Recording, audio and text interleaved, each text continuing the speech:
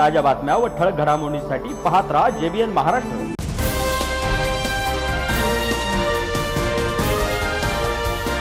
नमस्कार, मी मिनल चौधरी। पाहूया काही ठळक वृत्त। जळगाव जिल्ह्यातील एरंडोल येथे काल सायंकाळी मोठा राजकीय आणि प्रशासकीय वाद समोर आलाय। फूड अँड ड्रग्स विभागाच्या अधिकाऱ्यांनी खोटे गुन्हे दाखल करून खंडणी वसूल केल्याचा आरोप करण्यात आलाय।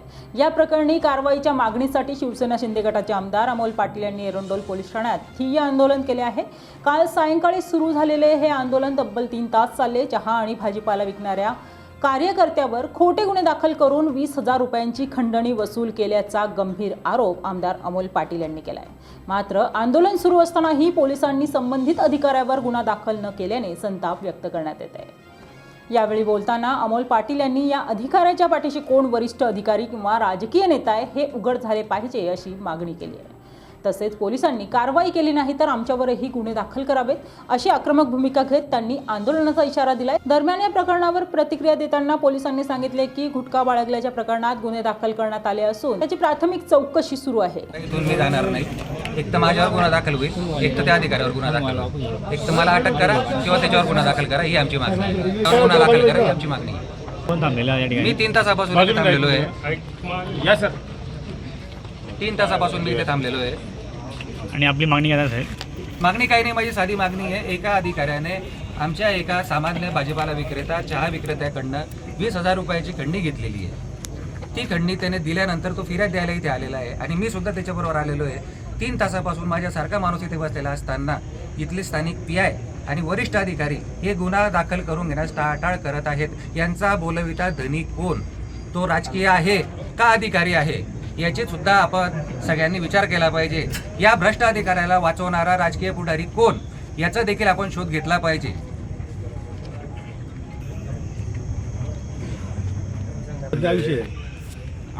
आमदार साहेबांनी याच्यामध्ये पॉझिटिव्ह लीड घेतलं आणि हा गुन्हा दाखल करण्यासाठी ते आग्रह आहेत। परंतु याच्यामध्ये काल एक गुटखा संबंधाने गुन्हा दाखल होता।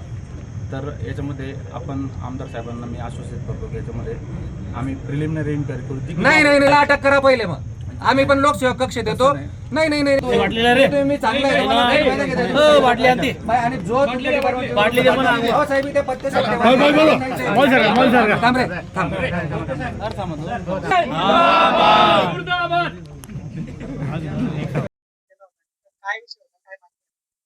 काल एक फूड इन्स्पेक्टर आहेत किशोर भाविस्कर नावाचे, त्यांनी या एरंडोल शहरात 4-5 ठिकाणी रेड मारण्याच्या बहाण्याने आमच्या साध्या टपरीधारकांकडून 20,000, 10,000 अशा प्रकारची खंडणी ते इथून घेऊन गेले आणि काही विनाकारण 2-4 दुकानांवरती त्यांनी चुकीचे कारण दाखवून त्यांच्यावरती खोटे गुन्हे दाखल केले।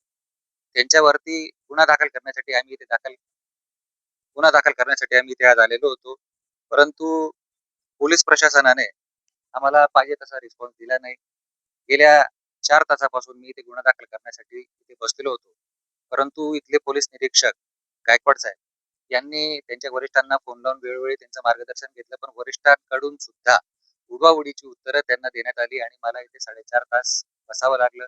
शेवटी आमचे असंख्य सहकारी ते जमा झाले, त्यांनी आंदोलन केलं। ते आंदोलन केल्यानंतर तेव्हा कुठे प्रशासनाला इथे बाजार फुटला आणि त्यानंतर आता या रात्रीच्या 10:30 वाजता त्यांनी त्या संबंधित कर्मचाऱ्यावरती गुन्हा दाखल केलाय। माझा एक सवाल असा आहे की या अधिकाऱ्याला वाचवतोय तरी कोण आणि कोणाच्या दबावाखाली ही यंत्रणा काम करते? काल सुद्धा इथे असं सांगितलं गेलं, जेव्हा अधिकाऱ्याला मी फोन केला तेव्हा त्या अधिकाऱ्याला म्हटलं, बाबा ते गरीब लोक आहेत त्यांच्यावरती कारवाई करू नका, जे सत्य असेल ते करा।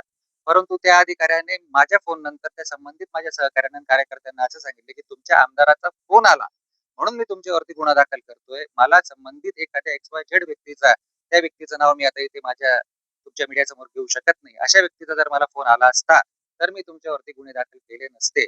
तर माझ्या मतदारसंघात हस्तक्षेप करणारी ही व्यक्ती कोण आणि ती व्यक्ती का हस्तक्षेप करते हा प्रश्न मला पडला।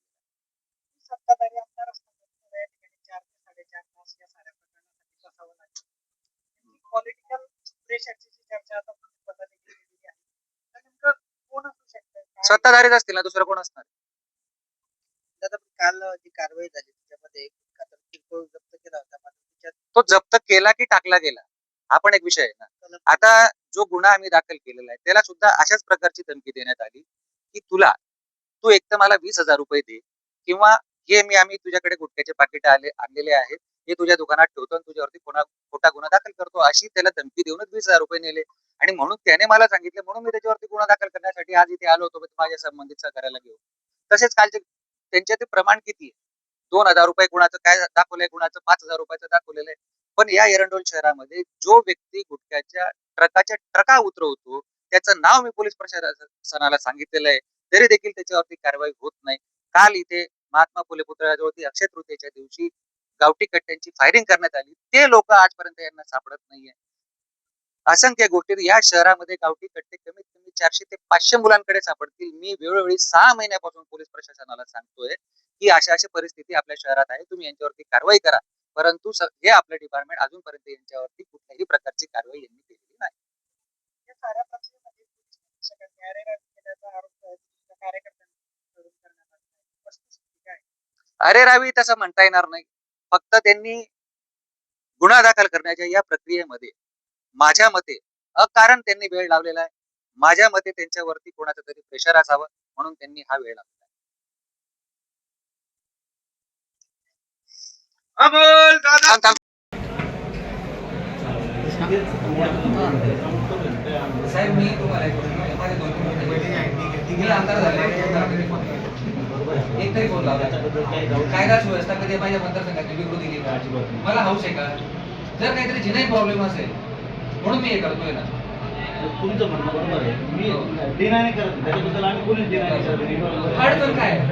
पण ते आम्ही तुम्हाला ते सांगतोय ना, ते काय असं म्हणजे नॉर्मल चौकशी करतो असं अहो साहेब, तो लोकसेवक कक्ष येतो एवढंच ना. बरोबर आहे, म्हणूनच म्हणतो. पण लोकसेवक कक्ष येतो, साधा नगरसेवक आणि सरपंच पण येतो. तसं नाही म्हणत. मग तुम्ही परवानगी घेता का त्या टायमाला? दिल्लीमध्ये चौकशी करता का? लोकसेवकाचा विषय नाही. मग 3 ते 7 वर्ष 3 ते 7 ते 10 वर्षाचा आहे. 10 वर्षामध्ये तर तुम्ही साहेब 7 वर्ष पण नाही 10 वर्ष त्याने 120 लावण्याची धमकी दिली आहे, 123 लावण्याची धमकी दिली. 123 मध्ये 10 वर्षाची तरतूद आहे. असं नाही साहेब, कायदा मला पण समजतो ना. तुम्ही कायदा वाकवू नका ना साहेब. वाकवायचं आम्ही मनाने नाही नाही ना, तुम्ही वाकवतो. मनाने वाकवताय. 10 वर्ष तुम्ही सेक्शन कागद पुढे करेवा हे जे सेक्शन आहे भारतीय न्याय संहिता BNS 123 हे 10 वर्षाचं सेक्शन ते जाऊ द्या हो साहेब, मला माहिती ना. तुम्ही सांगू नका मला, सगळं माहिती मला. मी सगळे वकिलांना तिथे बोलू शकतो. बोलू का? मी वकिलांना बोलवतो, सगळे वकिलांना बोलवतो. तुम्ही ऐकत नाही तर अरे जाऊ द्या हो, मी नाही बोलत. नाही मला नाही बोलायचं ना साहेब. तुम्ही गुन्हा दाखल करा एक तर पहिले. मला नाही बोलायचं ना, सांगितलं ना तुम्हाला एकदा मी. नाही मी नाही बोलू शकत. मी बोलणार नाही. गुन्हा दाखल करायचा आहे की नाही मला तुम्ही सांगा, ते सोडा तिकडे. अरे मला नाही बोलायचं ना. अरे नाही बोलायचं मला. तुम्ही प्रेशर करताय का माझ्यावर? डिपार्टमेंट मधून प्रेशर करताय माझ्यावर? प्रेशर नाही करायचं माझ्यावर. प्रेशर नाही करायचं. सर 3 तास झाले आमदाराला प्रेशर मध्ये होय कोणाच तरी. तुम्ही आमदारांच्या चांगल्या यामध्ये आज एरंडोल पोलीस स्टेशन येथे सन्मान्य आमदार महोदय या ठिकाणी आले होते. तर सरकारी कर्मचाऱ्याविरुद्ध फिर्याद होती. तर घटनेची शहानिशा करून आपण याच्यामध्ये गुन्हा दाखल केलेला आहे. पॉलिटिकल प्रेशर असल्यामुळे पोलिसांनी या ठिकाणी वेळोवेळी गुन्हा केल्याचा आरोप केला आहे. त्याबद्दल जास्त म्हणजे काही सांगता येणार नाही, परंतु जे कायदेशीर प्रक्रिया आहे त्याप्रमाणे गुन्हा दाखल करण्यात आला. त्याच्यामध्ये फूड अँड ड्रग ऍडमिनिस्ट्रेशनचे अधिकारी यांनी गुटख्याची रेड करू नये माझ्यावर एका फिर्यादीवरती, म्हणून फिर्यादीकडे पैसे मागितले अशा स्वरूपाची फिर्यादी दिली आहे, त्याप्रमाणे गुन्हा दाखल करण्यात आला. त्याच्यामध्ये खंडणीचा गुन्हा दाखल झाला आहे.